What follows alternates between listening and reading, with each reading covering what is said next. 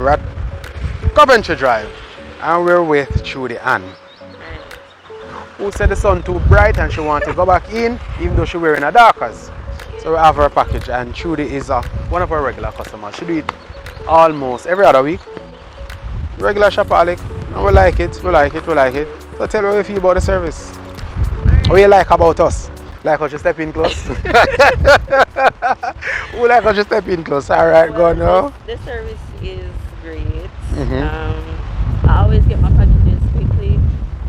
And Yeah. I like the service. You know, like the updates and all of them things there.